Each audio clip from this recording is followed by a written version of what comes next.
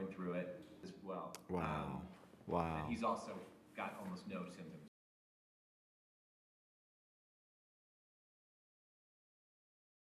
So Lincoln's rough and tumble background was important because it helped him, in essence, become a leader. He grew up in backwoods. He had less than a year of formal education.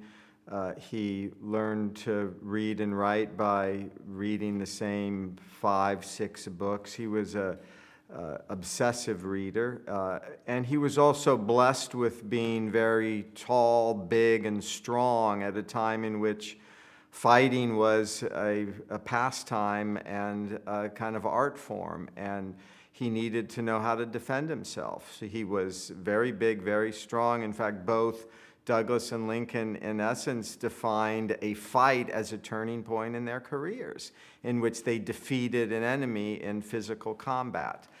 For Douglass, it was the sadistic slave owner Edward Covey. For Lincoln, it was Jack Armstrong, and Lincoln grew up in these backwoods communities in which fighting was an art form. It was one of the few forms of entertainment, and it could be brutal. Lincoln's strength, his height, benefited him greatly, as did Douglass. Lincoln was 6'4" in his bare feet, as he would later say, and the average height of men at that time was about 5'6". So that gives you a sense of how much Lincoln towered over the average man. Douglass was roughly 6'1" or so. So both were very big, strong men, and that benefited them. To be a leader, one needed to be able, especially in the communities in which they lived, and Douglass is an African American, you had to be able to defend yourself, not just with words, but when it came down to it, with your muscles.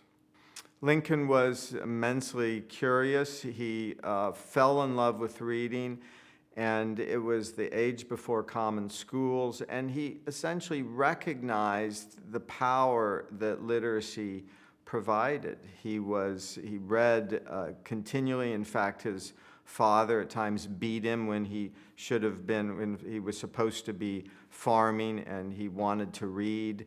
Lincoln, it was one of the ways in which one could rise up. And we don't know whether it was this natural or innate inclination for reading and for literacy, but the fact that, in my view, Lincoln was, as a nonfiction writer, one of the best nonfiction writers in the United States. By the time he was a politician and adult, he had the capacity to, as a political writer, to write some immensely powerful prose. He has source of humor, which is important, was very good. He's the kind of writer who still surprises people, and that's hard to do.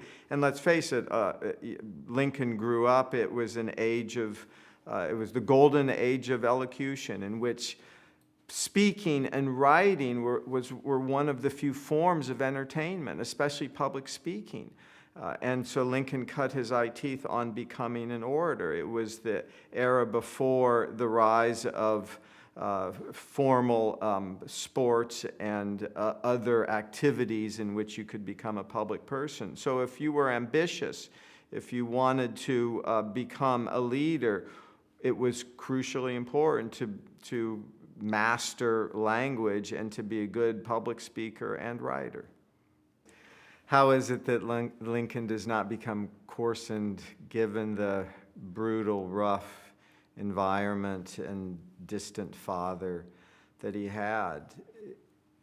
I think one reason is it's one of the virtues of reading, of literacy. Part of the power of reading a book or listening to a story is the capacity to empathize with the plight of other people, even someone who you might perceive to be an enemy, to be able to put yourself in the position, to imagine yourself in the position of someone else, to imagine why someone else might think that they feel threatened by you, actually helps to disarm this the desire for revenge, or the desire for being not wanting to build friends and a community. So I could go on. I think that's one reason. Another reason was both his mother and stepmother really, they recognized Lincoln's passion for reading, and they encouraged it. And even though at this time his father was the leader, so to speak, of the household, but they cultivated Lincoln's passion for books.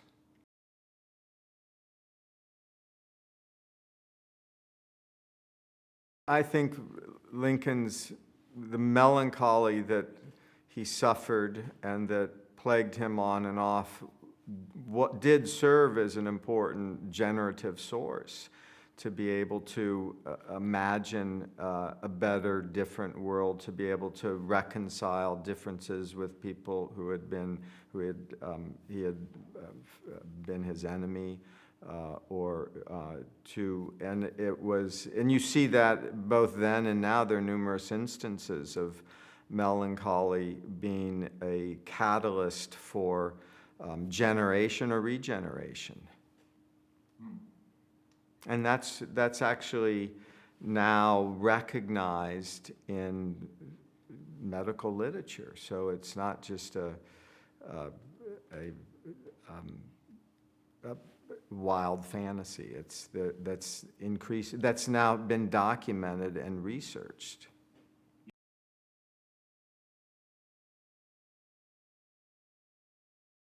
There are a number of ways to obtain an accurate virtually firsthand representation of slavery, and that is from the slave narratives. Douglass wrote two best-selling slave narratives. There were slave narratives written by women, by men. Now, these slave narratives are written by slaves who escape and achieve freedom.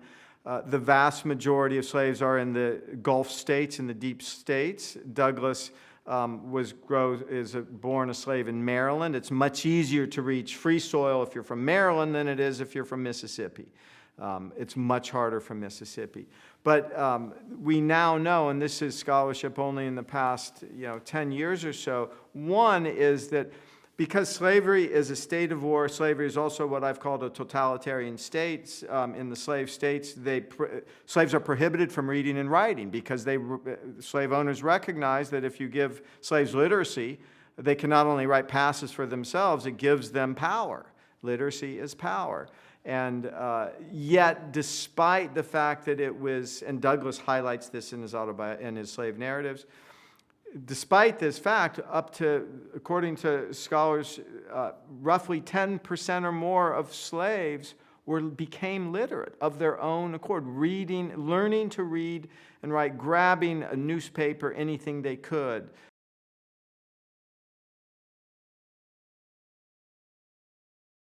The metaphor of the grapevine telegraph was used widely to disseminate news from one plantation to another. We now know that virtually every slave rebelled and escaped. In fact, most slaves fled their plantation. Often they would just go to another plantation. There were maroon communities in areas where they could be protected from slave patrols, but the literacy and their speech, their writings, both published writing, the way in which they telegraphed their words to their oral words to each other along this. I think the grapevine telegraph is a wonderful phrase. It's how and why they become such a tight community. And you see it in the war especially, is that slaves know they have a much better sense from one plantation to the next where the armies are, what the strategy is, which is why Grant and so many other generals come to rely very heavily on slaves as sources of intelligence.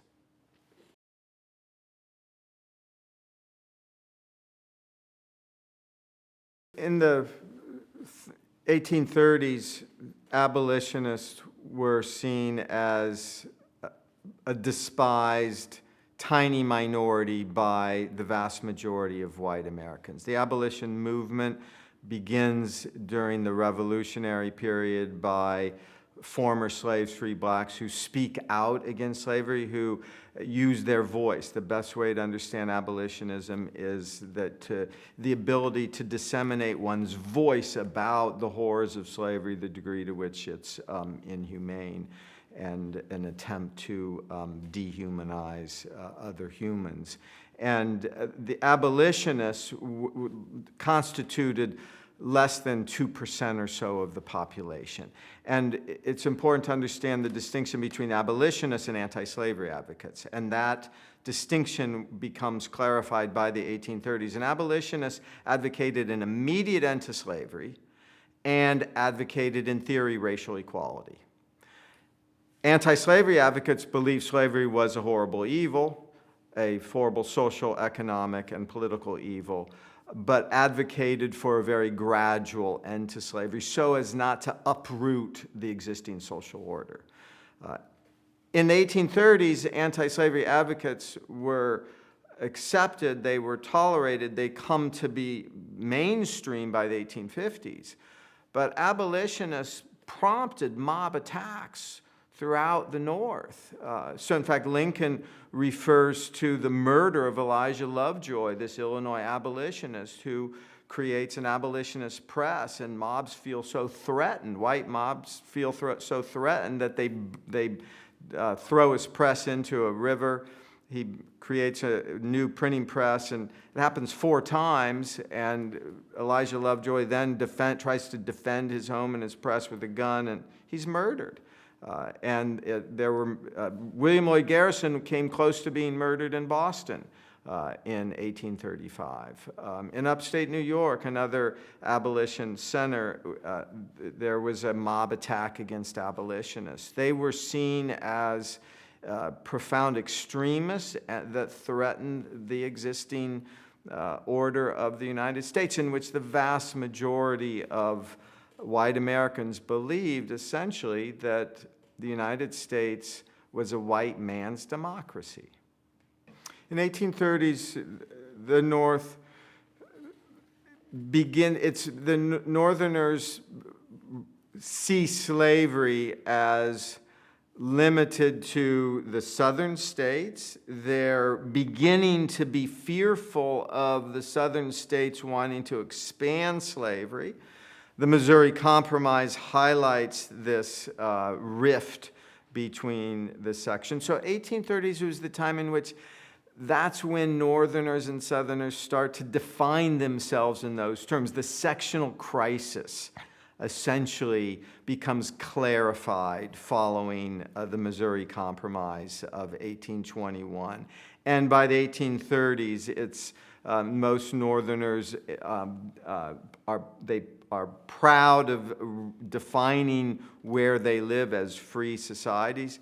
Most white Northerners do not like blacks. They dislike slavery even if they don't speak out against it, but they hate the idea of free blacks living in their community. So racism is a profound factor. And very few of them are abolitionists, recognizing the horrors of slavery and really trying to expand the idea of American democracy to include African Americans, or other non-whites for that matter.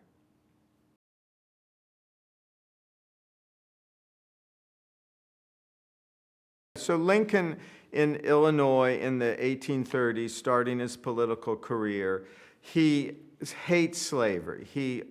A consistent theme throughout his writings is that he said he hated slavery as much as any abolitionist. But his solution to ending slavery was conservative. For most of his life, for almost his entire life, he recognized that ending slavery was a major problem, a major obstacle, but for most of his life he advocated colonization. The way to end slavery is to colonize free blacks into another country, especially whether it was Liberia or someplace outside the United States. He justified it because he recognized racism. It's important to recognize that Illinois was a very racist state. The Midwestern states, Illinois, Indiana, Iowa, most whites who settled in Illinois, like Lincoln himself, had come from a slave state. They were poor. They didn't want to compete with slave labor, which is why they went to a free state. They hated slavery, but they also hated blacks. They hated the idea of competing with blacks. And in fact, in Illinois, when Lincoln begins his career as a lawyer, there were laws in the state that technically meant that an African American in Illinois could be kicked out of the state within 24 hours. They were not allowed to be citizens within that state. So there was a safety valve in the state laws allowing the state to kick an African American out of the state within 24 hours if they were seen as suspicious or were not liked. Now, there were roughly 200 or so African Americans in Springfield when Lincoln moves to Springfield, and Lincoln got to know a number of them, but legally, they did not enjoy the rights of whites. There's a lot of debate on Lincoln's attitude about race, but Lincoln was once he becomes a lawyer, and then when most of his adult career, he was an Illinois politician. He was first and foremost a lawyer and politician. Second, he was a reformer. And Lincoln and everyone else in Illinois recognized that if you advocate abolitionism, that's the end of your political career, the end of it.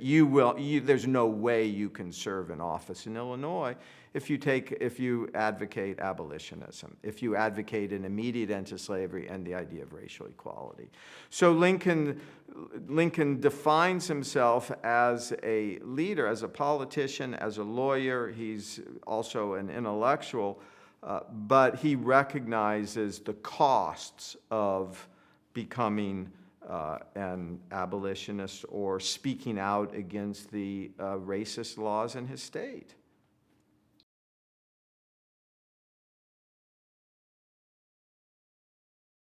So Elijah Lovejoy is an abolitionist in Illinois, in Alton, Illinois, and he starts a printing press to publish an abolitionist newspaper. And that was seen as so threatening to white neighbors that they attacked his home and threw his printing press into the nearby river or stream, and Elijah Lovejoy then raised money to obtain a second printing press. They destroyed that printing press. He goes in increasing amounts of debt to try to sustain a press, creates a third press.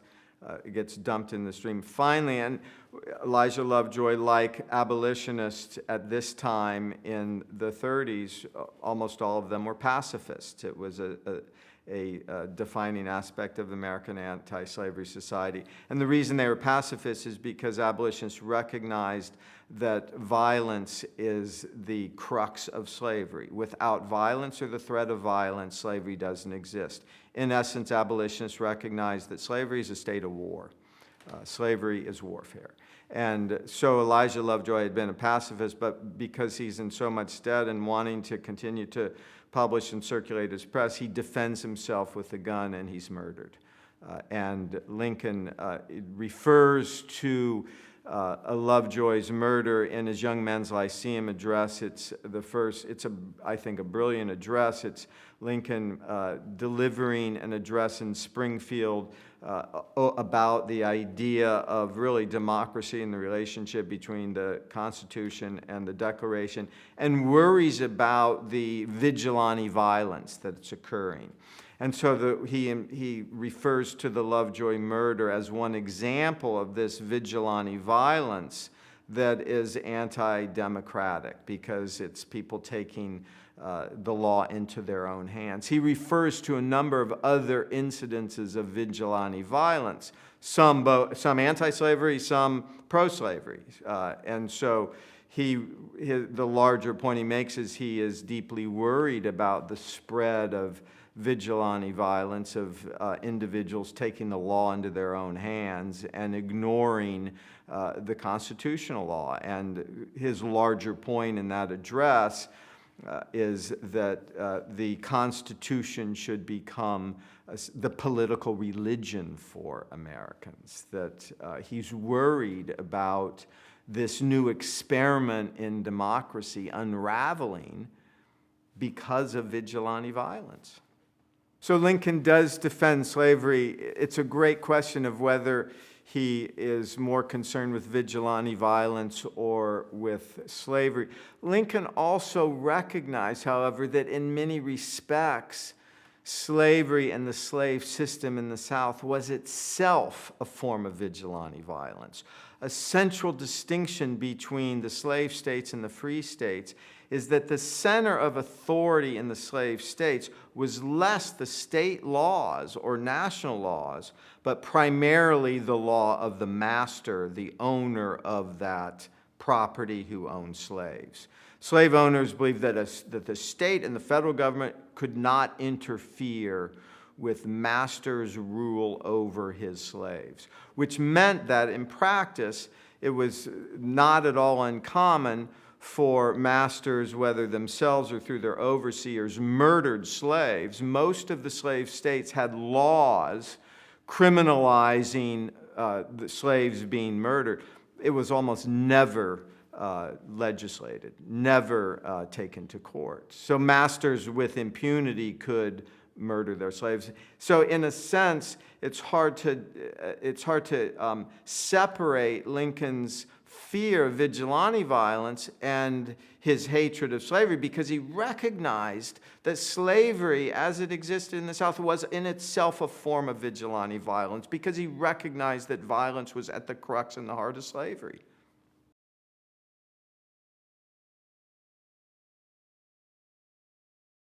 The Constitution is a problem for Lincoln because of its contradiction. On the one hand, it celebrates the idea of freedom, and in fact, the Constitution is written to secure the blessings of freedom. That's in the preamble. On the other hand, there are numerous protections for slavery, although the term slave, slavery, or Negro is not used. There are numerous protections for slavery, and so that becomes a major problem for a politician wanting and hoping to end slavery. Lincoln's solution to the problem of slavery was prohibit the spread of slavery into new territories, and these new territories would become free states. The vast majority of the immigrants, almost all of them, settled in free states. And over time, the representation and the power of the free states would be enough to end slavery. And that would be a peaceful, gradual way to eliminate slavery, eliminate this scourge. Lincoln's general approach to solving the constitutional dilemma of slavery is he believes that slavery in a state has legitimate sanction, that slavery can only be sanctioned by a state. But in territories, the territories are under the jurisdiction of the federal government. And the federal government has the authority to prohibit the spread of slavery into those territories.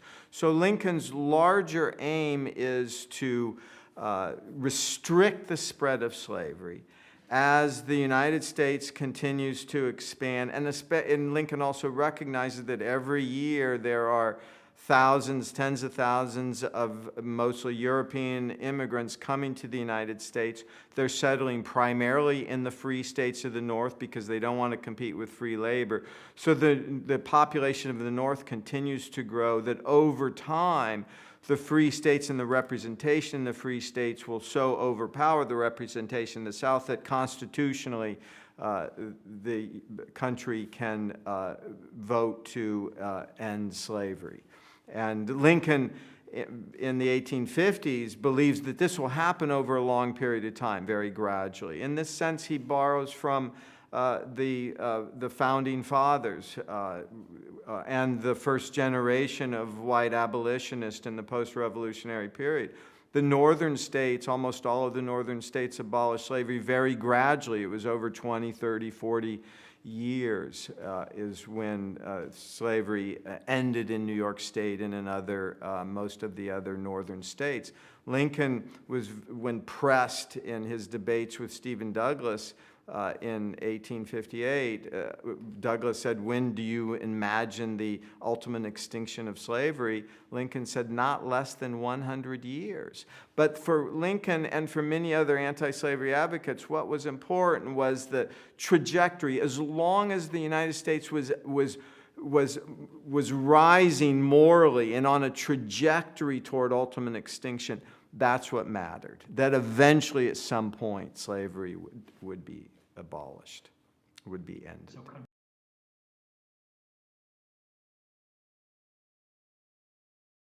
I mean, it's one of the things that black and white abolitionists highlighted, that slavery was a state of war. Slavery was a totalitarian state. That's the best way to summarize it.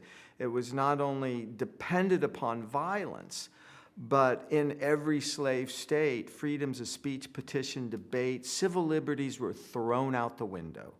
Because if you give slaves the civil liberties and free speech, they're going to describe exactly what slavery is like, and that's going to be a death knell for slavery. And so Lincoln recognized that on the one hand, and he refused to do anything about it. It was very easy to read newspapers. There were enough abolitionist papers that detailed the horrors, the sadism, the absolute cruelty of slavery. The way that I would compare slavery in the southern states, or slave society, the South was a slave society. So had been the Caribbean and Brazil, etc. Think of Nazi Germany. Think of the Russian Gulag. That's how bad it was. People were absolutely denied a public voice. They were denied their basic essential humanity. And it's codified in slavery because of its property. People are legally chattels. They are things.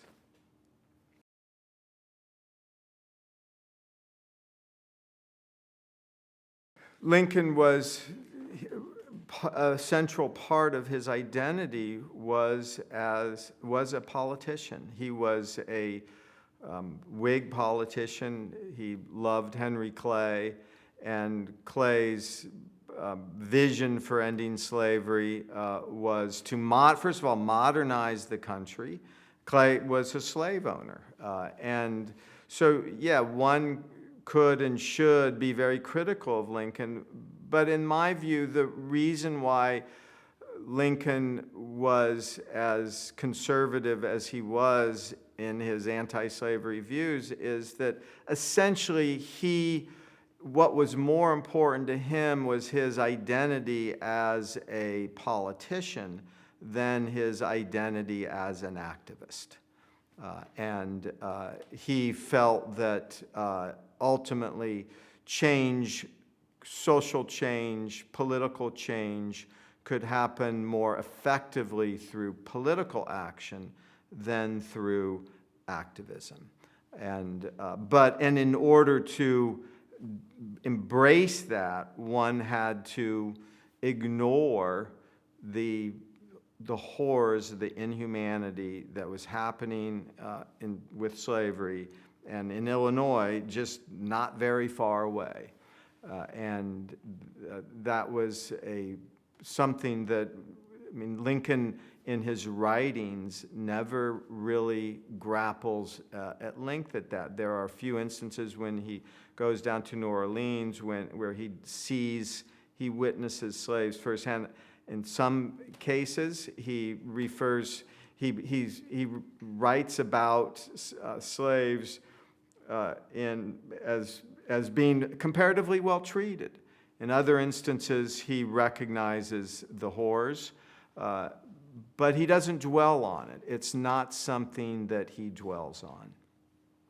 So, I mean, Joshua Speed is Lincoln's closest friend. He spends time at Speed's plantation and sees slaves in the plantation, comes back on his way back, he sees these slaves. And so that's another reason why Lincoln does nothing. He essentially says it's in God's hands, that God is in part responsible for the existence of the slavery, and it will, in God's own time, there will be a solution. And that was a very common liberal northern anti-slavery perspective. Hey, it's not my problem. God will take care of it at some future day, but it's just not something that I'm able to do. And that makes you feel good. On the one hand, you recognize the inhumanity, the horror, the sadism that is part of slavery. On the other hand, you can say, well, I'm a person of faith. I believe in a God, and the vast majority of Americans did. In my view, Lincoln did, although there's a debate on this. And so it's easy to say, well, we'll let God take care of it.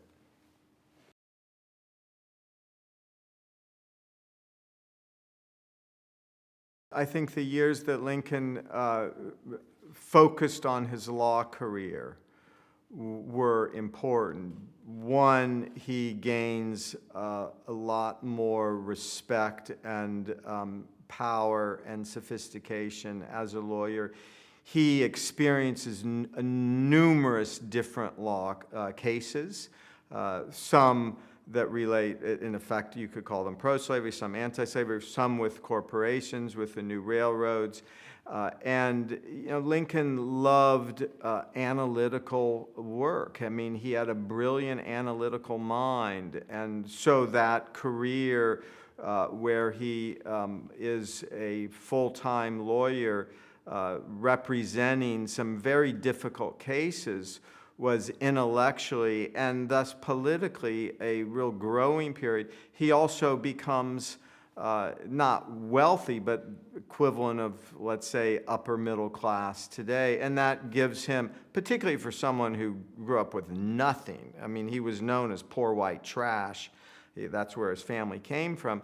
There's a growing degree of confidence, of pride, and his ability to think that he could become not just a state politician, a politician known only in the state, but someone who could become a national figure.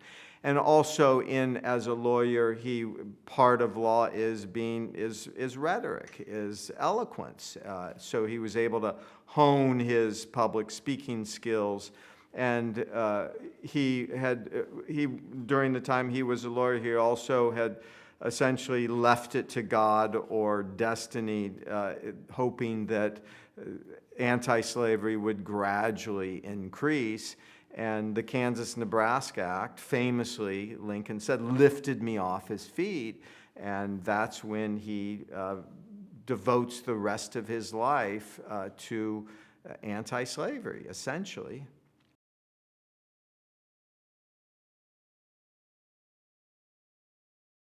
So the Kansas-Nebraska Act repeals the Missouri Compromise, which the Missouri Compromise was one of the many compromises really to prevent the southern states from seceding. The trump card for the South was always, if we don't get away with slavery, we're leaving.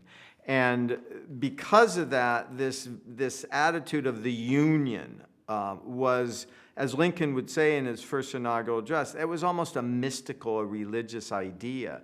And so the Missouri Compromise was when Missouri seeks to enter the Union as a slave state. Initially, there's huge objections to it, and Southerners say if we can't have Missouri as a slave state, we're leaving. And so it took over a year for a compromise to be implemented, and a central aspect of the Missouri Compromise is that from Missouri enters as a slave state, Maine enters as a slave state, or as a free state. From that point forward, until the Kansas-Nebraska Act, every state enters the Union in pairs, one free, one slave, so as not to imbalance slavery in the federal government. And the southern border of Missouri, the 3630 parallel, is the line above which the territories that become states must be free states. Below that line is the only place where the territories could enter as slave states. So it limits the spread of slavery. And Lincoln felt confident in that limiting line that progress would occur gradually over 100 years or so. And the Kansas-Nebraska Act repudiates the Missouri Compromise and essentially opens all of the territories to slavery. And now the territories have greatly expanded because of the Mexican War. Essentially, the Mexican War was waged primarily by Southerners to acquire more territory for slavery.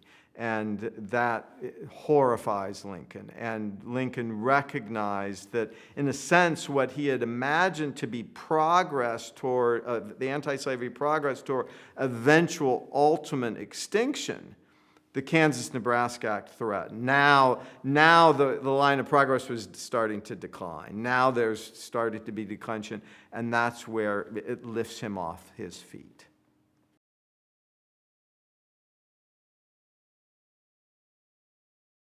The Kansas-Nebraska Act also helps to create, virtually creates the Republican Party. Before the Kansas-Nebraska Act, there had been two abolition or anti-slavery parties. The Liberty Party, which is founded in 1840, was a true abolitionist party. It advocated not just the preventing the spread of slavery, but it advocated an end to slavery. And then in 1848, after the Mexican War, the Liberty Party evolved into two branches. The Free Soil Party, which was anti-slavery, meaning advocating prohibiting the spread of slavery, but not calling for the abolition of slavery, and the National Liberty Party, which was truly revolutionary. It advocated an immediate end to slavery, using violence if necessary, and not sanctioning slavery anywhere, and had, understandably, only a few thousand members. But the importance of the National Liberty Party, and then in 1854, after the Kansas-Nebraska Act, the Free Soil Party grows dramatically into the Republican Party. The radical wing of the Republican Party is the Radical Abolition Party, which is like the National Liberty Party. The Republican Party is crucially important because it's now the first national party in which anti-slavery is the central platform. And that's a huge deal. The Free Soil Party was still so small that it didn't have national reach.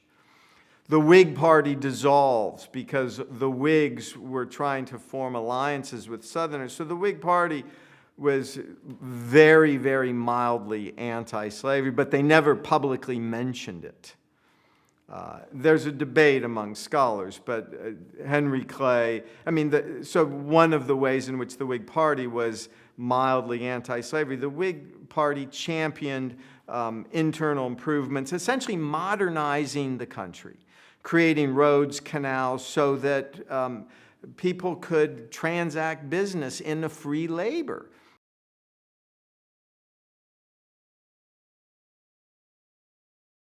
The Whig Party was a champion of free labor. And Lincoln, it's a theme that was very closely connected to Lincoln's anti-slavery view. He believed, and he said this in the beginning in the 18th, right after the Kansas-Nebraska Act. He said, "I believe that every person, even black women, have the right to receive the fruits of their own labor." What Lincoln means is that it's an artisanal world. Most artisans were farmers. That if you work hard, you acquire a skill, you become a farmer or a seamstress or a cooper or a blacksmith or a journalist or a lawyer. You can receive the fruits of your own labor. And that should be made available to every man, woman, black, and white. It goes right back to his own childhood and his struggle up, and it's part and parcel of his profound passion for reading, for writing, is that is a way to be able to receive the fruits of one's own labor. And essentially, for Lincoln, as a politician, as a lawyer, as a president, the most powerful weapon that he had were words.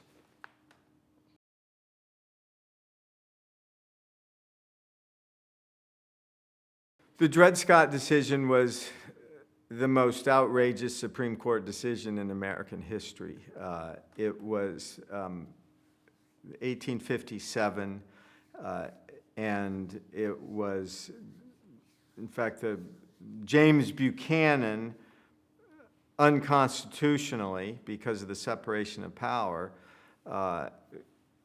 encouraged the court to legislate or to interpret slavery in a way that would resolve this crisis over slavery once and for all. The Dred Scott decision was based upon a slave, Dred Scott from Missouri, who was taken by his master to a free territory and a free state for over 10 years, returns to Missouri.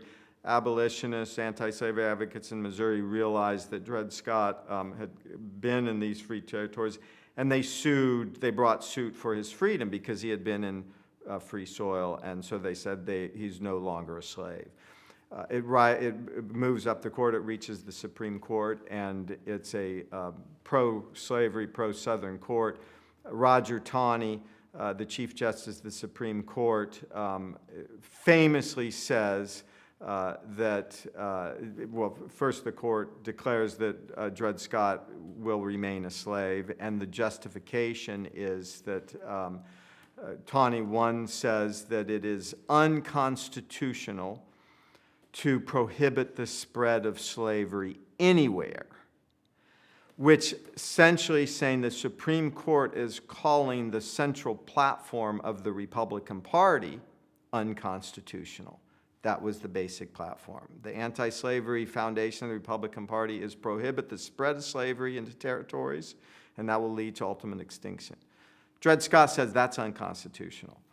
And then Taney goes further, and probably the most outrageous of the three prongs of the Dred Scott decision is he said that blacks have no rights that a white man is bound to respect. And so essentially, he's saying that blacks can never be and have never been citizens. That literally opens the way for southern states to pass laws authorizing the enslavement of free blacks in that state. And Taney's essentially saying there's no way that blacks could ever be, and have ever been, and could be citizens. And the third prong of the Dred Scott decision was what most horrified Lincoln. And it relates to the law of transit. So the best way to describe it, I'm a Mississippi master who owns slaves. I bring my slaves to the state of Illinois. I bring my property to Illinois. What's the status of my property? Well, I'm in Illinois. And Taney says, as long as you retain your, you retain legal domicile in Mississippi, it's still your property.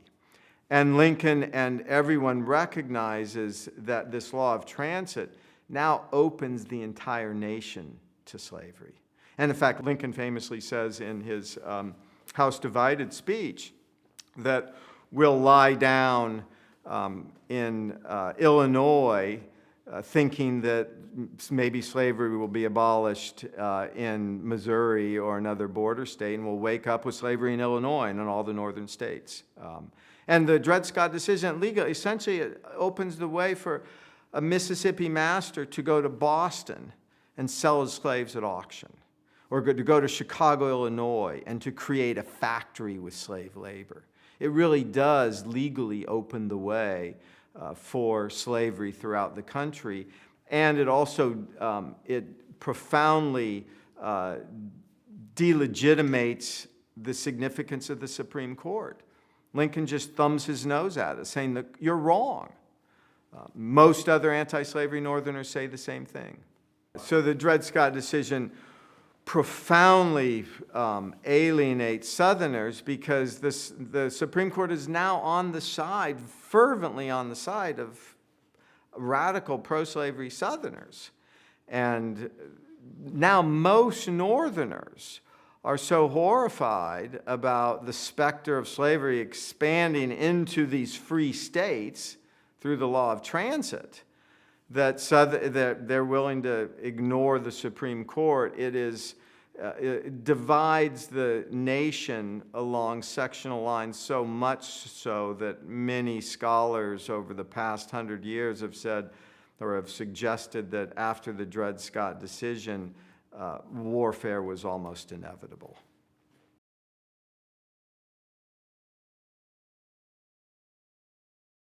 Stephen Douglass was born in Northeast, born in Vermont, and moves to Illinois. Stephen Douglass, beginning in the late 1840s and certainly in the 1850s, was one of the leading congressmen in the United States.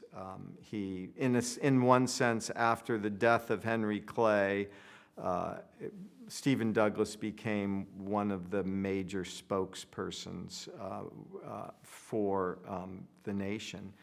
And Stephen Douglass's main argument, and one of the reasons why he becomes so famous and prominent and powerful nationally, is his free soil argument, where he essentially says, it's popular sovereignty, or what Lincoln would call squatter sovereignty, where Stephen Douglass imagined democracy on a small scale. He said in terms of how the territory should be legislated regarding slavery, let the settlers of the territories decide for themselves whether or not to vote slavery up or down.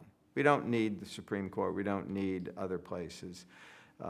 All the free slaves, and we don't need a Missouri Compromise line. Just whoever settles in these free territories, they can vote and decide whether or not they want to let slavery in that territory as a state or not.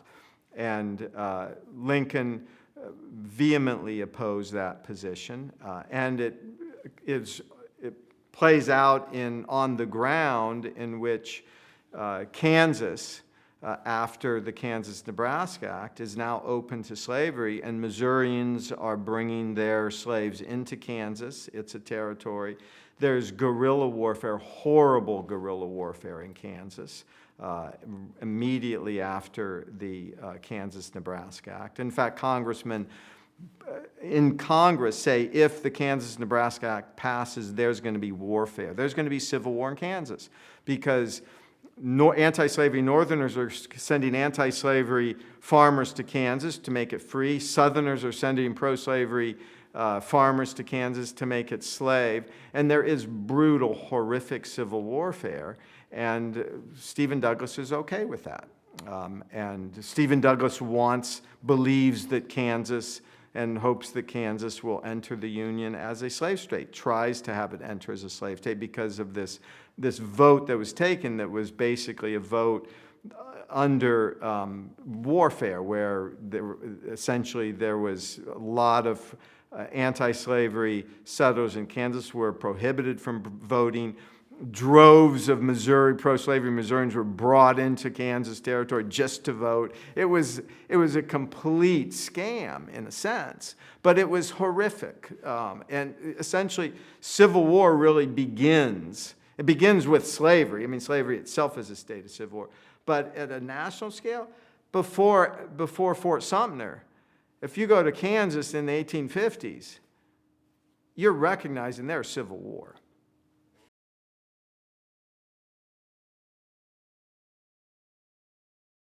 So Lincoln borrows from, in his arguments with Stephen Douglas, he borrows from Charles Sumner, the abolitionist senator from Massachusetts, who brilliantly argues as a senator in the early 1850s that the Constitution does not legislate or does not provide or sanction property in human beings, because the word slave, slavery, or Negro is never used in the Constitution.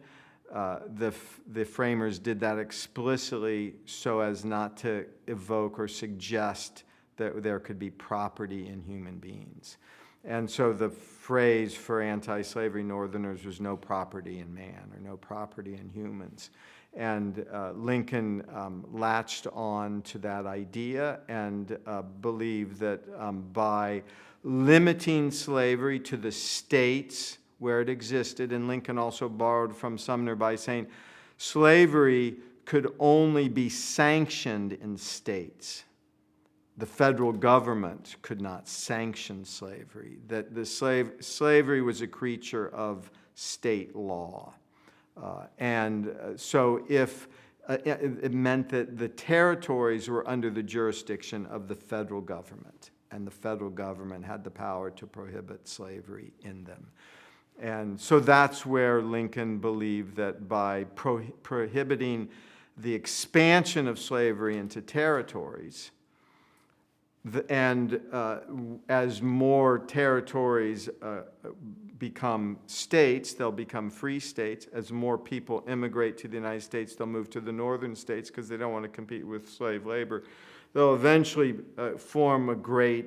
encircle the slave states and have the power ultimately, eventually, to end slavery. That's his very gradual vision for ending it. Lincoln made it very clear. One of the main distinctions Lincoln accused Douglas of is that Douglas tried to ignore the morality of slavery.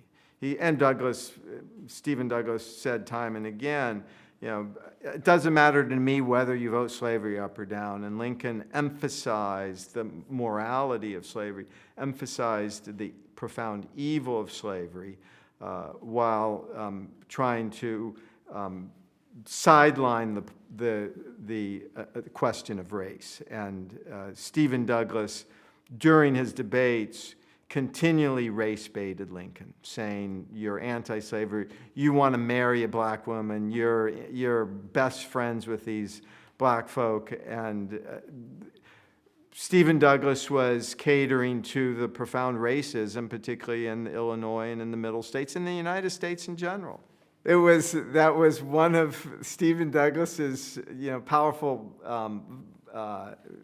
accusations against Lincoln. He called Lincoln an abolitionist. So Lincoln said, I'm not an abolitionist. I don't believe that black and whites should marry. I don't believe in integration necessarily. But he wanted to sidestep that and just focus on the prohibiting the spread of slavery.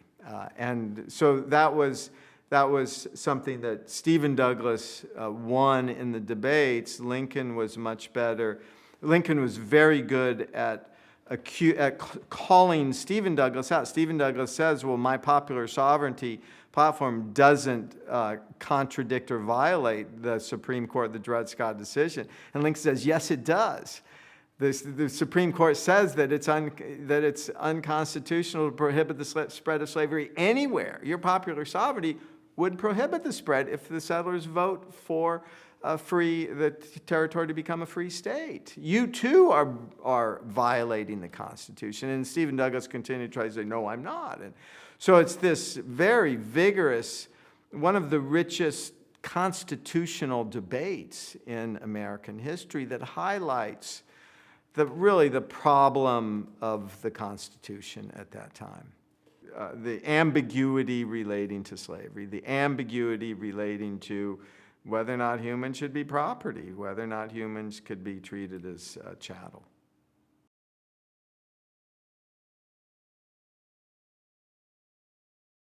John Brown actually first met Frederick Douglass in 1847. They became friends. Brown was a profoundly radical abolitionist.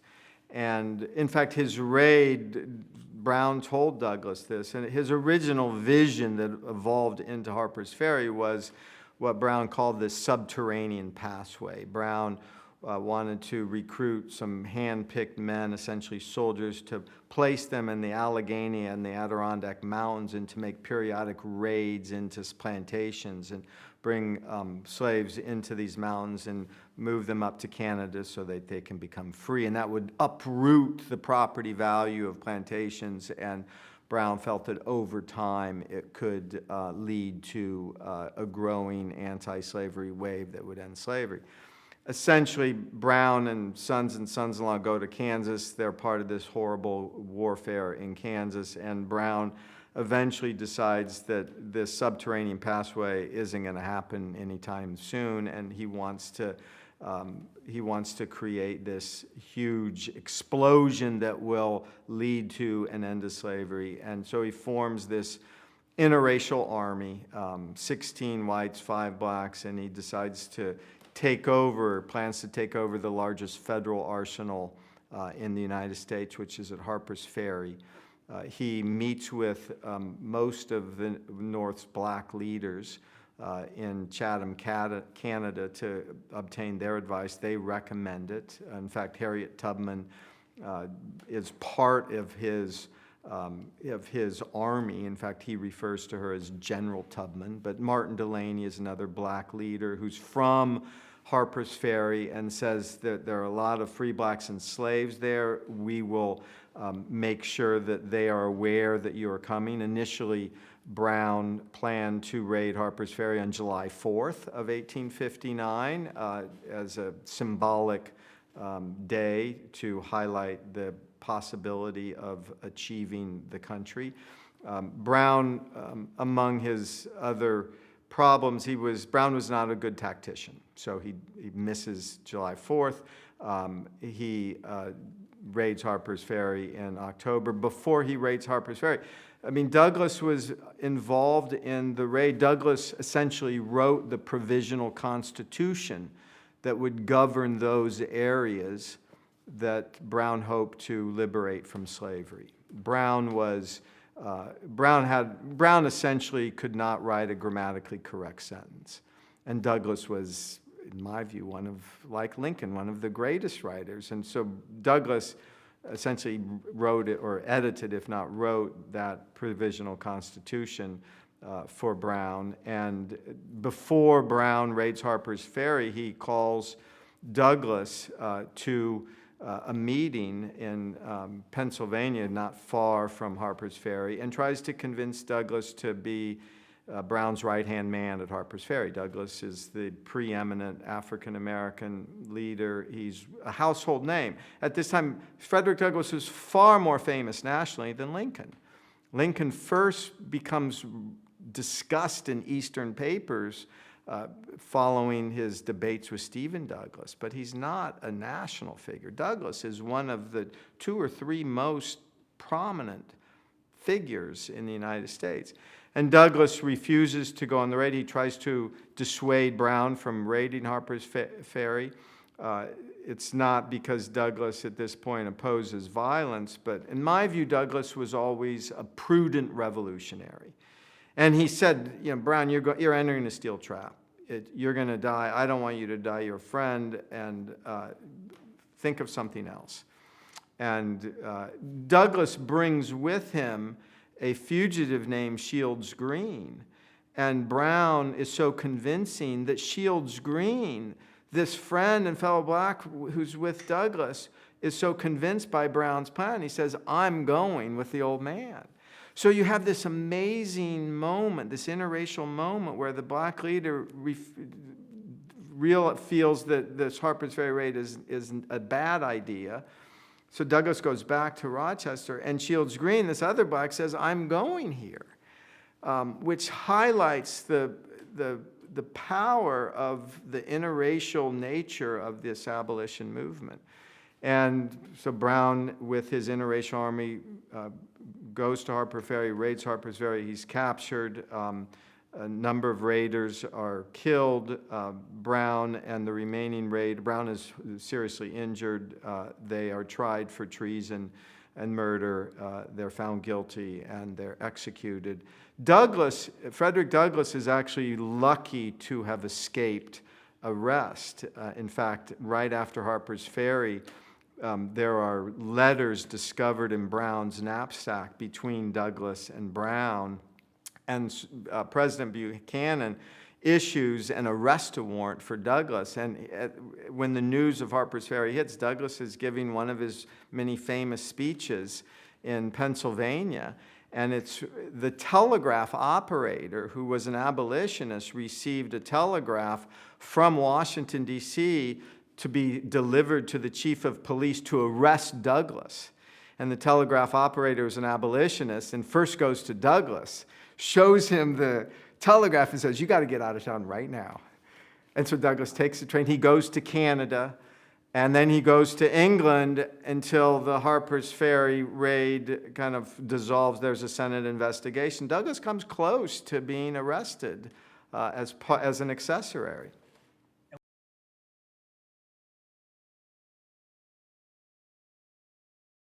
Lincoln responds to the John Brown raid in a number of ways. In fact, the day that Brown is executed, which is December 2nd, Lincoln gives a speech by saying that we cannot help but sympathize with Brown's vigorous opposition to slavery. He was justly executed because he committed treason. He took up arms against the United States government, and then he uses that as a warning to Southern states because at this point, Southern states were advocating for secession immediately after John Brown's raid. And Lincoln said, if you Southerners feel inclined to take up arms against the United States government, we will treat you the same way John Brown's been treated. Because what is the punishment for the crime of treason?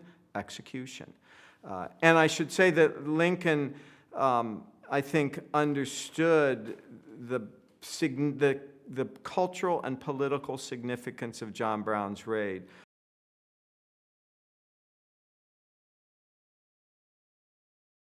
One scholar, and I agree with it, the best way to understand it is that John Brown's raid on Harper's Ferry was the 9/11 of the 19th century.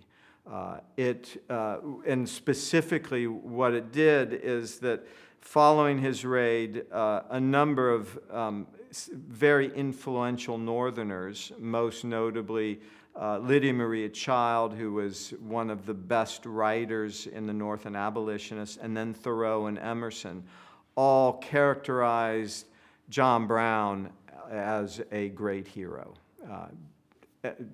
Thoreau called Brown the greatest transcendentalist of all, and he said essentially, what is a transcendentalist? A man of principled action, a man who takes his principles seriously and is willing to act on them. And at the end of this address that then gets broadcast through Emerson, Thoreau says, some 1,800 years ago, Christ was crucified. Tomorrow or soon, John Brown will be. Essentially, he refers to Brown as a Christ-like figure. And Emerson loved Thoreau's address and reduced it into a soundbite that gets repeated in almost all of the papers, which was that John Brown will make the gallows glorious like the cross. From the Southerners' perspective, they concluded that most Northerners saw Brown as a hero, as a champion, even if flawed.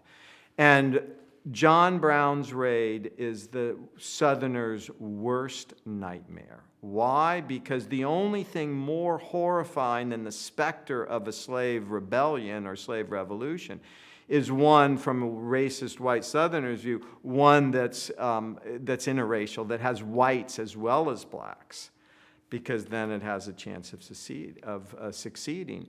And in the wake of John Brown's raid, in the immediate wake, Southern states start using federal funds to stockpile arms.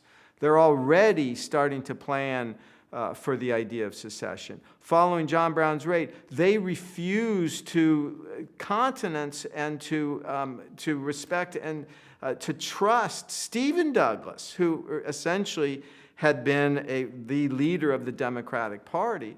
The Southern Slave Code, which is essentially arguing that every aspect of the Dred Scott decision should be implemented. They insisted upon that. They tried to force Stephen Douglas to abandon his popular sovereignty platform. He wouldn't. What happens is the Democratic Party splits in two. The Democratic National Convention occurs at Charleston, South Carolina, in April, during the period in which the Senate investigation on John Brown's raid is still ongoing. I've looked at the papers. The newspapers, John Brown was front page news every day from the raid through June of 1860. So when the Democratic National Convention convenes, Brown is still the front page news, the center of discussion. And Southern Democrats essentially walk out, concluding they can no longer trust Northern Democrats.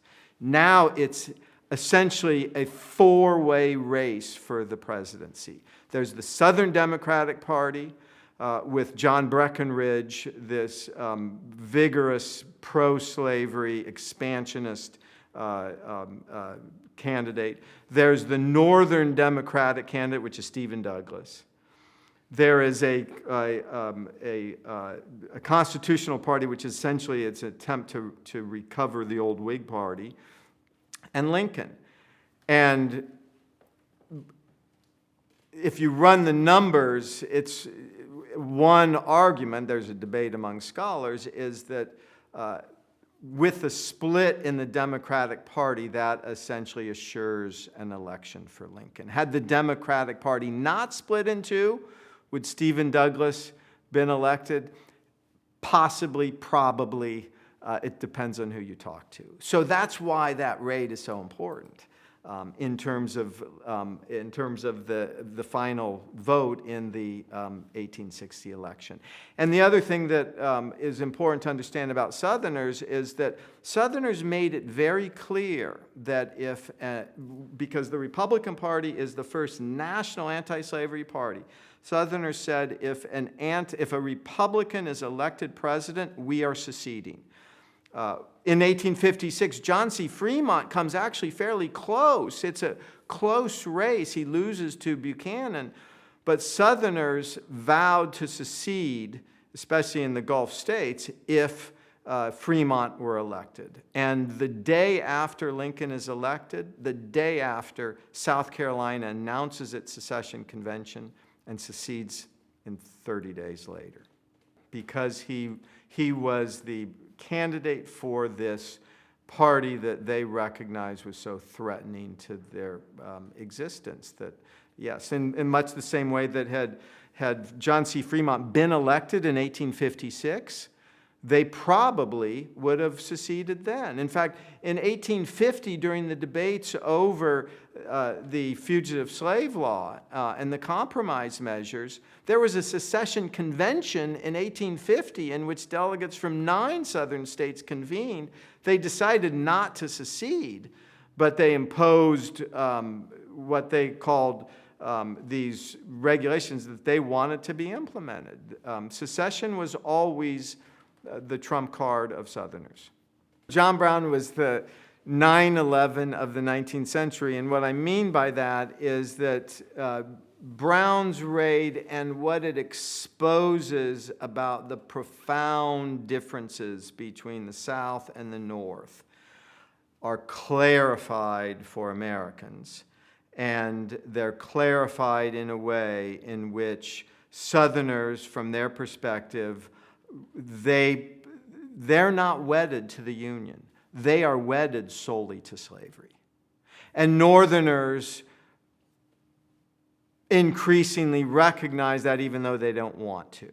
For most Northerners, the idea of union is more precious.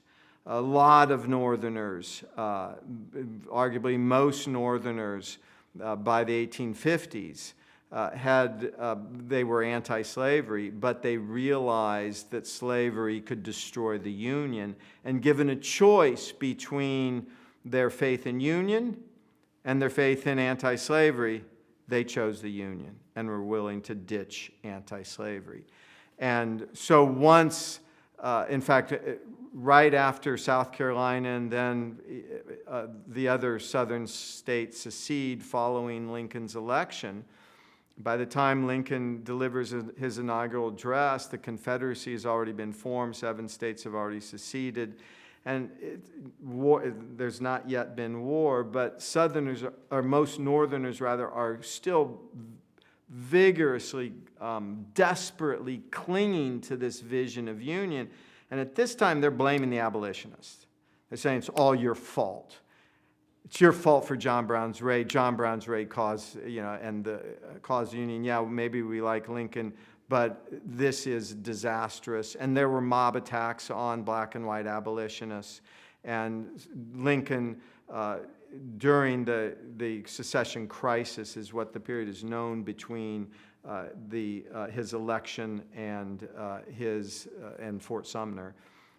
Lincoln recognizes that he needs to retain the support of anti-slavery Northerners, and it's very important for him not to be inculcated with having started a war. He wants to prevent war.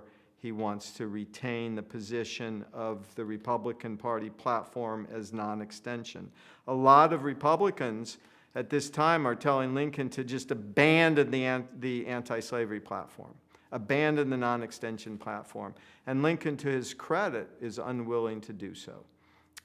He is unwilling to accept the expansion of slavery into the northern territories, which a lot of Republicans are willing to do just to prevent disunion.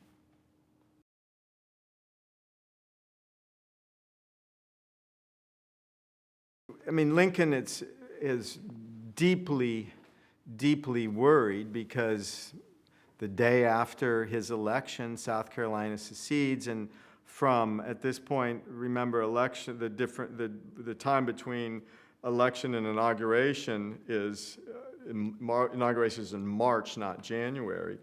So Lincoln wants to do a few things. He does not want to give away the basic platforms of the Republican Party. So a number of Republicans are saying, let's just abandon our central platform, which is our anti-slavery platform, our non-extension platform. Lincoln, privately, it's a period in which president-elects do not give speeches, they remain private, but in his letters he vows and convinces a number of other Republicans not to abandon that anti-slavery policy. In fact, he says in a number of letters, if we give up our non-extension platform, we give everything up. I mean, this party was founded as essentially primarily as an anti-slavery party. So that's one thing he does. The second thing is, as he's watching secession, his main goal is to prevent other states from seceding and to lure the seceded states back to the Union by saying, yes, I'm a Republican, yes, I have an anti-slavery platform, but you're irrational. You're irrational, and I am not, and my party is not the threat that you perceive it is. And so that's his aim. He wants to prevent more states from seceding, especially the Upper South, and he wants to try to lure the states back into the Union, and that frames his inaugural address. For Lincoln, the idea of a union was really a religious view, but it wasn't just Lincoln. It was for most Northerners. In my view, and a number of other people share this view, that the reason that more Northerners were not vigorously anti-slavery is because they felt they had to make a decision between union and anti-slavery. And that's why Lincoln was not more vigorous as an anti-slavery advocate. And in fact, Lincoln, in his inaugural address, captures his view, and in my view, most Northern views about union, where he refers the wonderful last line, the mystic chords of union. Mystic, mystical, that evokes a religious, a spiritual sensibility. There is a immanence, divine, almost a divine notion to the idea of union. And Lincoln is aware of that, not just for himself, but for a lot of Northerners. And I think that was crucially important. And it's one of the things that why Lincoln, when Lincoln delivers his inaugural address, his main theme is on this mystical idea of union, in which he refers to secession as the essence of anarchy. We know that he spent a lot of time writing that first inaugural, and one of the things he looked at is President Jackson, Andrew Jackson's writings on preventing South Carolina from seceding economically from the tariff. And Jackson, who is a slave owner, is essentially threatens to kill or threatens to hang South Carolina congressmen if they repudiate the tariff. It's a kind of economic form of secession. And he forces South Carolinians to capitulate. And Lincoln reads that. And one central theme of his inaugural address is, and he says it more than once in essence, secession is the essence of anarchy. If by seceding you have created treason against the United States government. He doesn't say it, but essentially that implies you too are becoming a John Brown.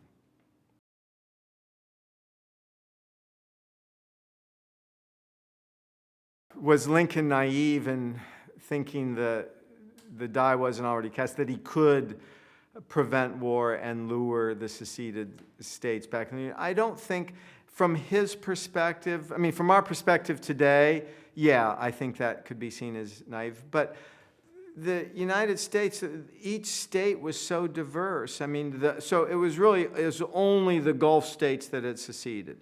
Yes, they controlled the majority of the money. It was where slavery was the most profitable. But there are all of the Upper South that had not yet seceded, and for a Confederacy to have any long-term legitimacy, they really needed more than a few states. And Lincoln believed that there are large numbers of the Upper South in Kentucky and Tennessee who identified as much with the Union, certainly, if not the North, as they did with the South. So he felt that there was an opportunity to lure the seceded states back into the Union. And one way in which he is reflected is both the Republican Party and what Lincoln says in his inaugural address. Congress was already passing legislation to try to lure the seceded states back into the Union. Congress passes a constitutional amendment, the first 13th Amendment, the amendment that we know is the amendment that abolishes slavery. Congress passes a 13th Amendment, I think a day or two before Lincoln gives his inaugural address, and it's an amendment that protects and guarantees slavery in the slave states forever. And Lincoln initially opposes that amendment, but is persuaded by other more seasoned Republicans to support it. And so in his inaugural address, Lincoln refers to this new constitutional amendment and says, I haven't read it, I understand it's been passed by Congress, I support it. I have no opposition to it. And for abolitionists in the North, that's just, they hate him for saying that. And Lincoln also, he's very ambiguous, but he refers to fugitive slaves, and it's so ambiguous that there's been a debate among scholars that one interpretation is that Lincoln refers to fugitive slaves saying that we will not violate the fugitive slave law.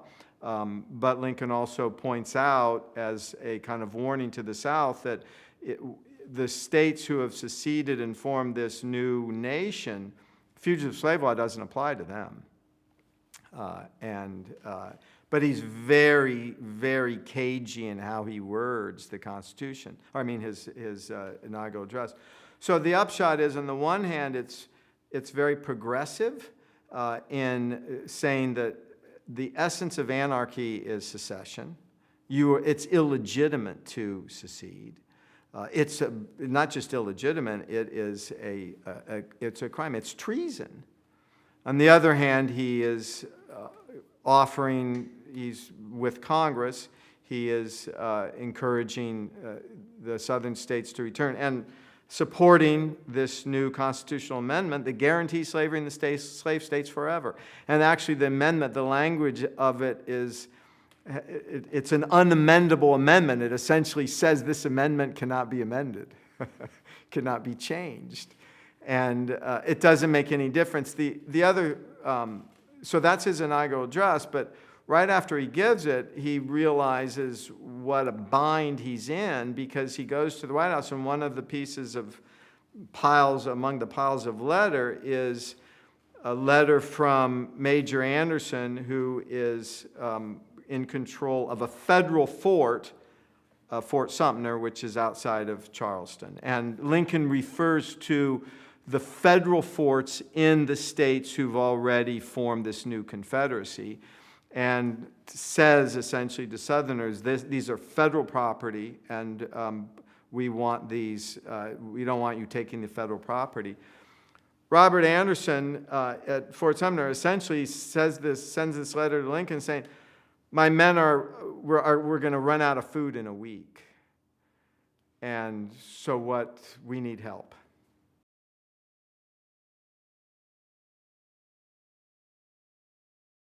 The death of Willie devastated Lincoln and Mary Todd, and in one sense, one could say that Willie's death symbolized what the meaning of the war, the willingness to sacrifice one's life for not just the cause of union, but for the cause of what the United States symbolized or represented in Lincoln's mind, which is freedom and the possibility of equality. And it also coincided with a period in which the war was not going well.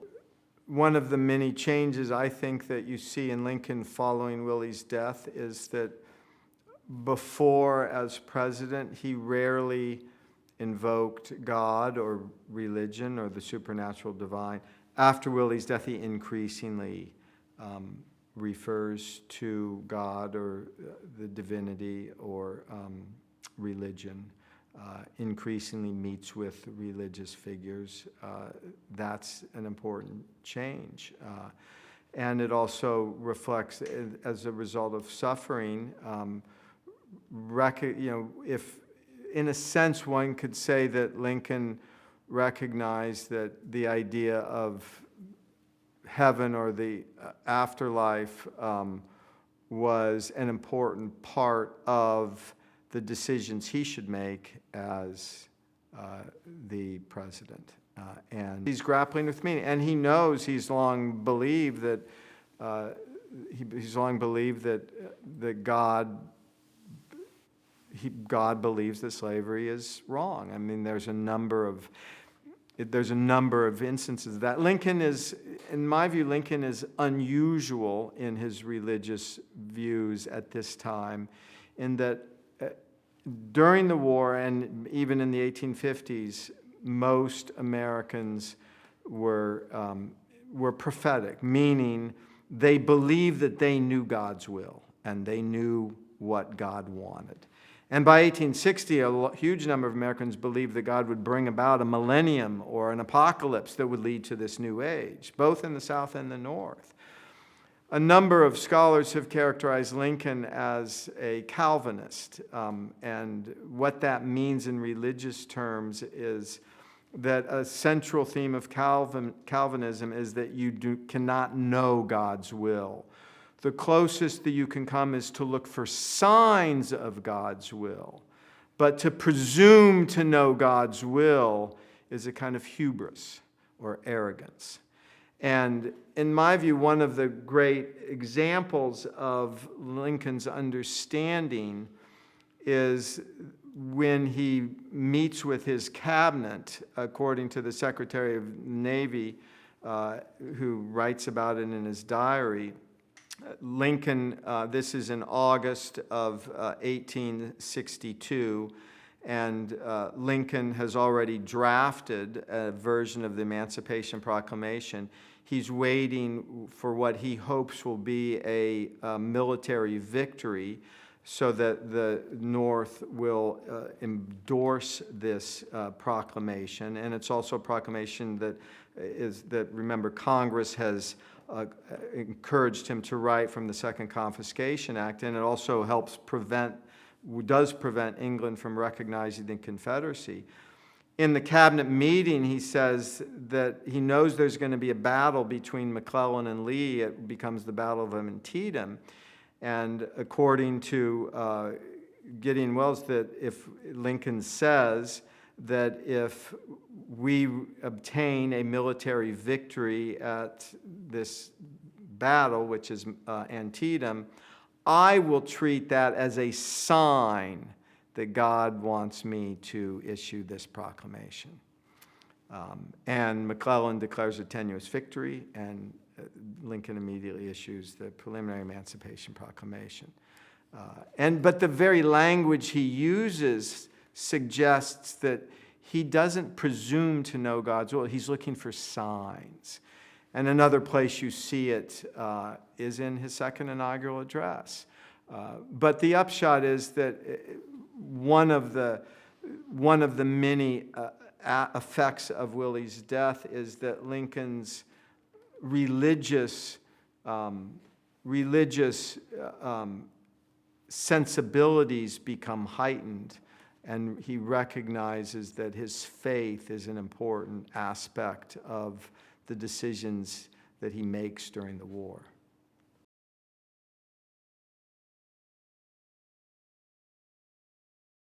Lincoln was also very fearful of, especially England, recognizing the Confederacy.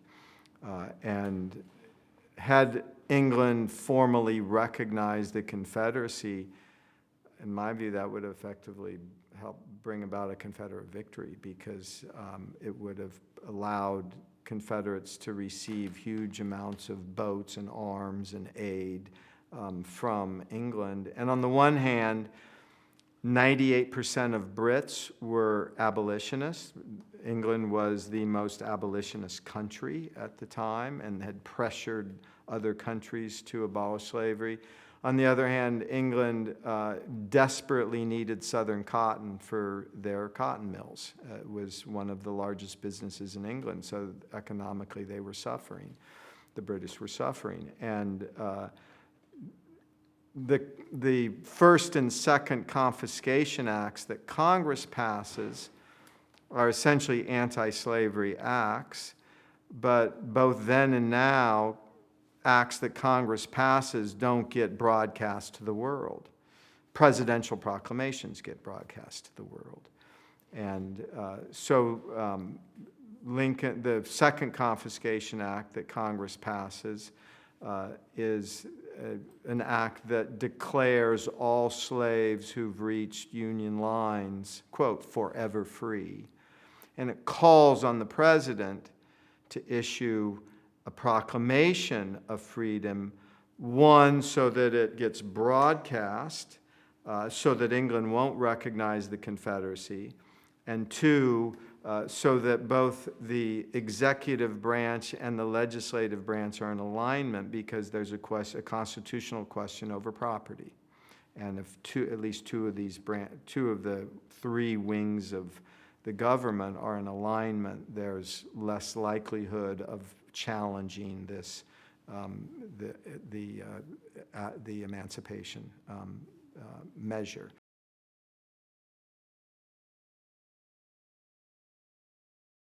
Lincoln, number of generals, and it's unclear based on Lincoln's statement at this point, but early on, generals realized that blacks are a crucial, vital source to the United States Army and military. And in fact, Lincoln accepts it, but the Navy, the United States Navy, is integrated from the beginning. And the Navy's integrated from the beginning because, one, African Americans, there's a long tradition of blacks knowing how to navigate boats and being very sophisticated as sailors and knowing the waterways. Two, the Navy's outside of the spotlight, so the focus isn't on the Navy. And three, it's symbolically much more palatable to integrate the Navy and to recruit blacks as naval, as military, whereas in the Army, if you give a black man a gun and tell him to shoot whites, that incites and outrages the racism of most Northerners. But the Navy's integrated from the beginning, and then the First Confiscation Act authorizes any slave who's reached Union lines to be captured, to be treated as contraband, and it doesn't use the term freedom, but essentially all slaves who reach Union lines, the Army puts them to work as laborers and protects them, won't return them to masters, but mostly because over 90% of African Americans are in the South, and they know the landscape. They know, they have a much better sense. They serve, in a sense, as the intelligence for the United States military. And they can become a crucial source of help in terms of whether, Grant uses them for growing food. They are in a sense, they're like special forces because they know the South, they know the landscape. They are, and Lincoln will eventually realize is that they're crucial to a Union victory. And Lincoln knows, and everyone in the North knows, that the Confederacy or the rebels are using slaves to make arms, to build boats. They're having slaves do the dirty work for the Confederacy. And for the Union to do nothing with them would lead to a rebel victory.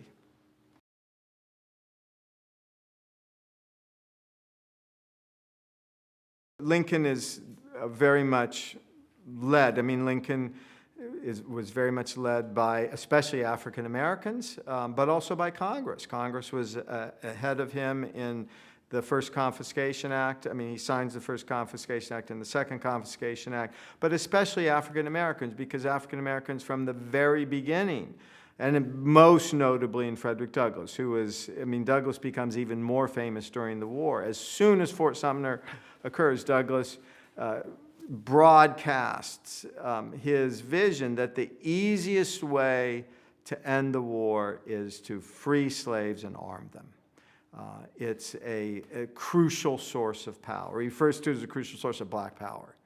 The easiest way to end this war is to free all the slaves, arm them, and we will vanquish the rebellion. And because they constitute a crucial source of power. And until you do that, the Confederacy is using them to their benefit. And they know the landscape. They hate the masters. There's already a warfare within the South. Douglass, as a former slave, knows slavery itself is a state of war. We've got these allies who want to be fighting, wanting more resources to vanquish their enemies. Give them the resources. Put them on our side. It's a no-brainer, essentially. And Lincoln eventually comes around to that.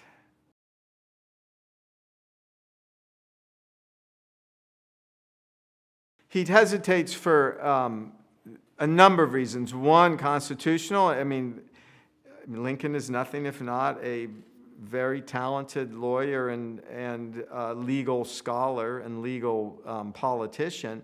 He worries about the constitutionality of using property, basically having the government take away property of someone else. That's one important reason. The other very important reason is that, in fact, Douglass criticizes Lincoln for it.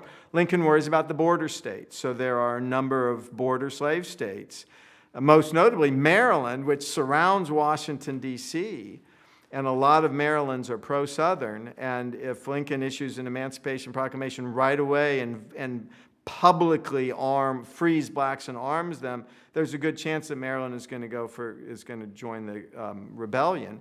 And if that happens, Washington, D.C. is surrounded, the chances of winning the war are very slim. And if Kentucky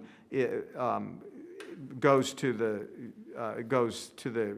rebellion, the chances of winning the war are slim. Indiana, actually, Maryland comes close to joining the Confederacy. Lincoln fortunately arrests the secession delegates. Indiana, he does the same with Indiana. Indiana plans a secession convention, and the Lincoln administration arrests them for treason and prevents secession. But he realizes that if he is forthright at freeing blacks and arming them, that if he loses the border states, the chances of actually winning the war are very slim. And in fact, by late 1862, the greatest threat, and Lincoln comes to realize this, and most Northerners do, the greatest threat to a Union victory is the Copperheads at the North.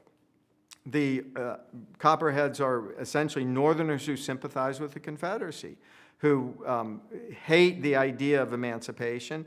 And there are two types of Copperheads: those who want the Union as it was with slavery intact, and the other Copperheads are those that just let the South remain a separate slave-owning nation. They're a major, major threat, and ultimately, in fact, in my view, had Sherman not taken Atlanta, George McClellan, who's essentially a Copperhead candidate from the Democratic Party, probably would have won the election. Lincoln and most other Republicans thought so too, and it essentially would have meant a Confederate victory.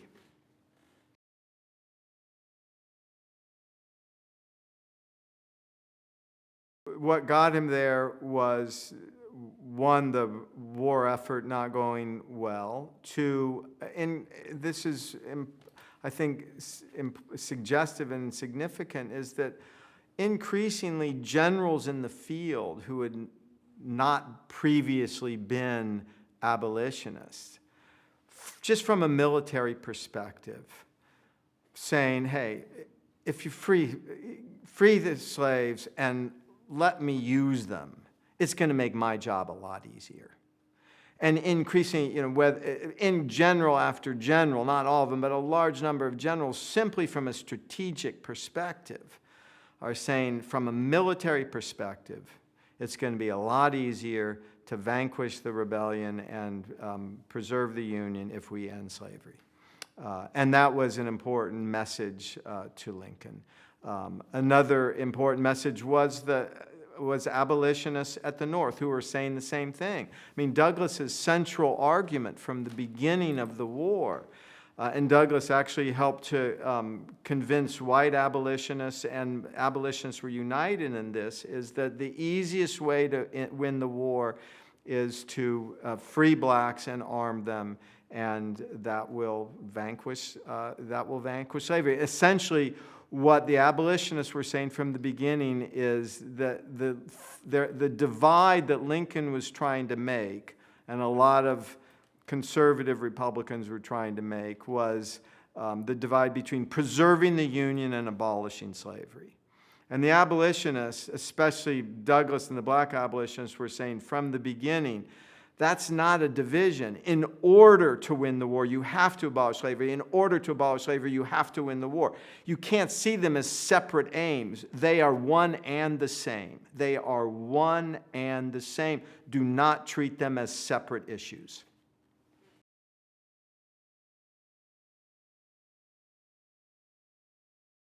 Once he armed blacks, the significance he made. In fact, in 1864, in one letter, and he said it in a number of cases, he says the 160 at that time or so blacks that we have serving us in the Army and the Navy are a crucial source of power. Keep them and we will win the war. Lose them and we'll lose the war. He recognized that certainly by 1864. Lincoln also knew that from the beginning, African Americans, before the Emancipation Proclamation, African Americans served as independent, unpaid soldiers with a number of regiments. And in fact, some of the first casualties in which troops were protecting Baltimore were casualties of African Americans who were unpaid independent soldiers, realizing that even though I might risk my life or die, the opportunity to shoot and kill slave-owning Southerners or those who represent it would be worth it.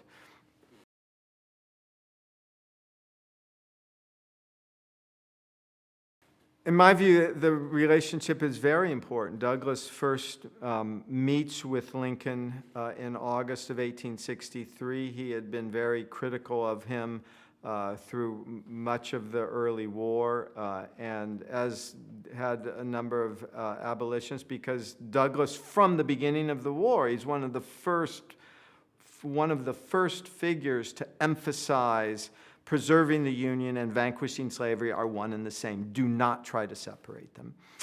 And Douglass is, before the preliminary Emancipation Proclamation is passed, Douglass is more and more and more outraged that the Lincoln administration is doing nothing to publicize the abolition of slavery. And Douglass does recognize the final Emancipation, the Emancipation Proclamation, as a major change, a major shift. In fact, he says that with this Emancipation Proclamation, there's no way that slavery can endure. This is over. And Douglass celebrates, is thrilled. He is recognizes also, and this is important, in the final Emancipation Proclamation that calls for the arming of blacks.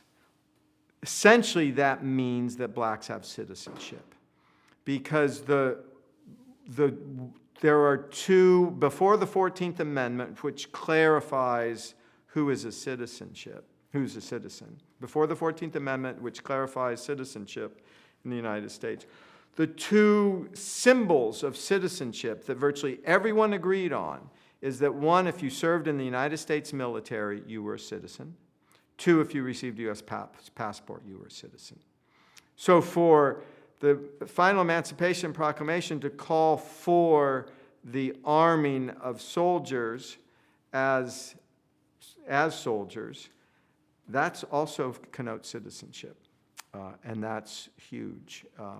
In the Navy, they had already been essentially citizens, but their numbers are tiny and it's out of the public eye. Douglass,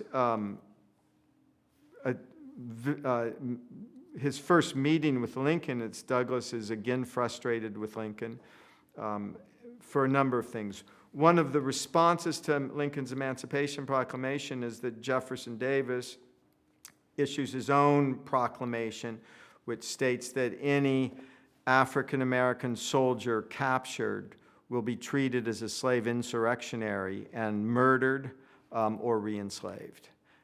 which is a gross violation of the international laws of war. And Douglass is outraged that Lincoln is not issuing a counter-proclamation. And so he wants to meet with Lincoln and essentially tell him to issue a counter-proclamation. And the second reason is that black soldiers are being paid half of what white soldiers are. And he's outraged at that. And Douglass, after the Emancipation Proclamation, Douglass is a lead recruiter for the 54th Massachusetts Black Regiment, the first Northern Black Regiment. His two sons are among the first two recruits on the muster roll. So Douglass goes to D.C. on August 10th, ends up, he doesn't have an appointment. He arrives early in the morning. I'll simplify the story. There's already a long line of whites waiting to see Lincoln. Douglass sends up his card, and within 3 minutes, Lincoln calls him up to the White House. And so Douglass passes all these whites who are waiting in line to get to the White House, and he hears one man mumble a racist statement. And when Lincoln meets Douglass, he immediately goes on the defensive. He said, "Hello, Mr. Douglass, I know you, it's good to meet you. I know you've been very critical of me. Let me defend myself, let me explain my position." And so that's how we know that Lincoln has read Douglass's newspaper, he's read his speeches. And Douglass he truly is one of the most prominent Northern speakers. He's traveling everywhere. So they have this hour meeting, and Douglass didn't know this, but Lincoln had just passed a retaliatory order stating that for every black soldier who's enslaved or executed, the Union will execute a Confederate or a rebel soldier. And that stops, it helps to check the inhumanity. Even after their first meeting, they publicly declared themselves as friends. The next person that Lincoln met with that day after his meeting with Douglass was a white politician, and he said, he boasted in a sense. He said, "I just had a meeting with Frederick Douglass," and he said, "I consider him one of, if not the most meritorious men in these United States." You can't ask for higher praise than that. And Douglass, it was either later that day or the next day, said, "I had a meeting with President Lincoln, and I consider him one of the great self-made men," essentially. And so they publicly defined themselves as friendship. And at that time, the term had far more political, even religious, cultural power and symbolism than it has today. Especially it connoted equality. It connoted that two people genuinely enjoyed each other, they respected each other, they liked each other. In some definitions, it referred to as almost a kind of a soulmate. But a central theme of friendship is that the two friends were equals. And in fact, friendship had long been seen as a kind of symbol or metaphor for the idea of the United States. And for them, right after this meeting, they genuinely got along. I mean, they're very different, but they genuinely liked each other. And Lincoln ended up inviting Douglass on numerous occasions to the soldiers' home to have tea or dinner, and Douglass couldn't go because he had a strict rule with himself that he would never back out of a speaking engagement, even if it was to meet the president or some better offer. It was part of his kind of moral universe. But they ended up having 2 additional meetings. And in the last meeting, and we know this from people at the time who wrote diaries, is that Lincoln or Douglass attends the inaugural address. There's one of the many photographs of Douglass. In fact, Douglass is the most photographed American in the 19th century. You see Douglass, he has a front row seat. You see Lincoln. And after the address, Douglass attends the reception at the White House.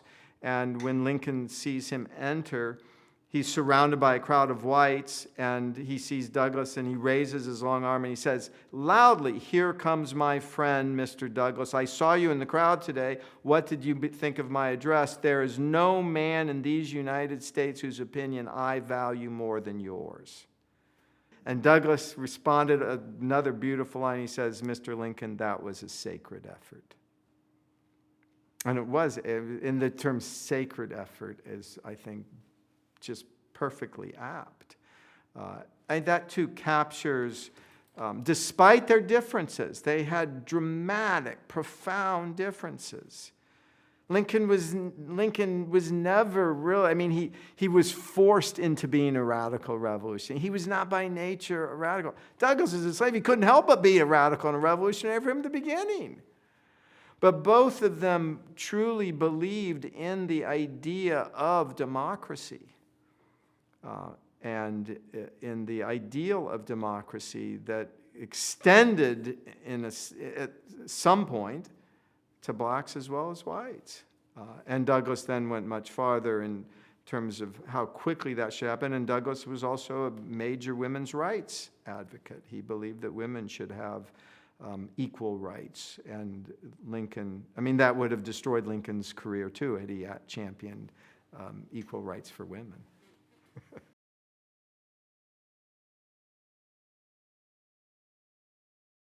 Frederick Douglass he edited and published the longest running African American newspaper in the 19th century, beginning with the North Star, Frederick Douglass's paper, and then Douglass's Monthly from 1847 until 1863.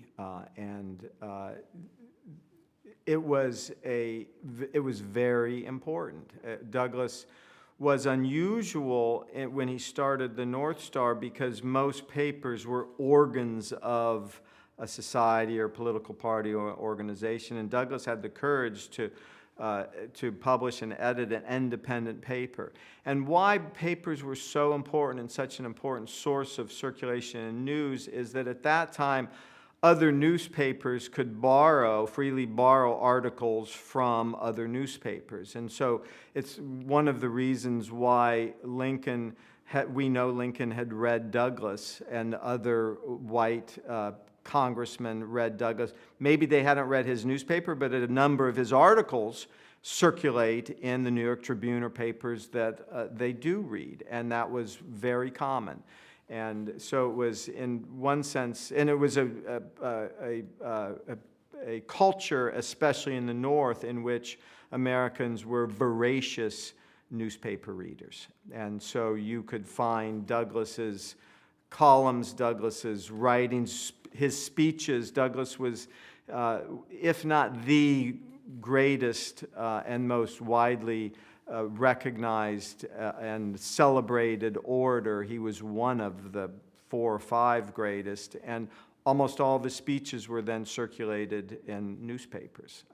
And in fact, he was also, as I've said and written about with colleagues, the most photographed American. When he would give a speech, he would sell pamphlets of other speeches, which were cheap. He would sell photographs of himself, and he would give the speech, and then the speech would then be published, and he would distribute that later. So his ideas, it was a period in which one's ideas could be broadcast widely, and in many respects there was a greater public voice and democracy than there is today, where you have to be unless you're on Twitter, which is to prevent any kind of nuance, and Douglass was nothing if not nuanced.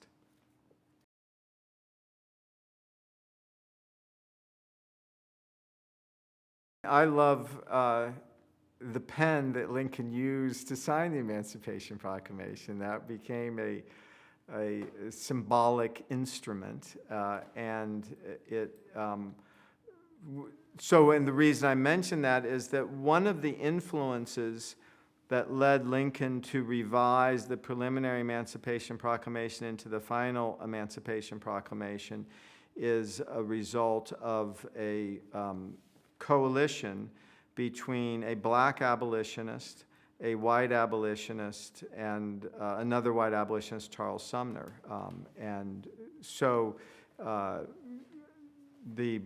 Charles Sumner sent to Lincoln writings from William Cooper Nell, this Boston black abolitionist, who had already written extensively on the large number of instances of blacks serving in the U.S. military from the Revolution forward, and a white merchant in Boston, George Livermore, who borrows from William Cooper Nell and writes about a history of blacks serving in the United States Army, the Navy, as precedent for Lincoln constitutionally being able to authorize the arming of blacks as soldiers, and which reflects this notion of citizenship. And Lincoln reads Livermore's book, which is hugely influenced by William Cooper Nell, and a crucial change in the final Emancipation Proclamation from the preliminary is that in the preliminary proclamation, Lincoln embraces and invokes colonization, which is a racist solution that encouraging colonizing blacks outside the United States. It's a form of ethnic cleansing. Final Emancipation Proclamation, there's no mention of colonization. Then in the preliminary Emancipation Proclamation, there is no call for arming blacks as soldiers. In the final proclamation, there is, which is a clear symbol of citizenship in virtually everyone's mind. And so Livermore asks Charles Sumner to ask Lincoln for the pen that he used to write the final Emancipation Proclamation as a token of the influence of Livermore and William Cooper Nell, this black and white kind of team of abolitionists who helped him revise radically the preliminary and final proclamation. And Lincoln sends it to Livermore, who has a celebration with William Cooper Nell there, and ends up giving it to the Mass Historical Society. And that's why it's there. So that's one I think, symbol. Another is Lincoln's hat, one of his many top hats. It would be a symbol. He was famous for carrying letters in them. People knew of Lincoln because he was so tall anyway. I think that's another top hat. Probably, I should say, the most, for me, richest symbol that captures Douglass's relationship with Lincoln is that after Lincoln was assassinated, Mary Todd gave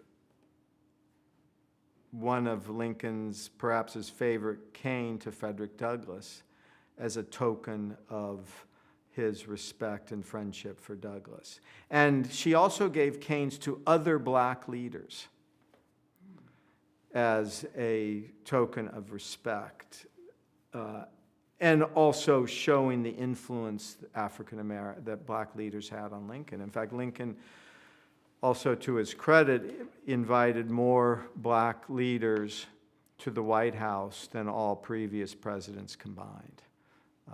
And that was significant. So he's the first president who actually listens to what blacks have to say and acts on their advice.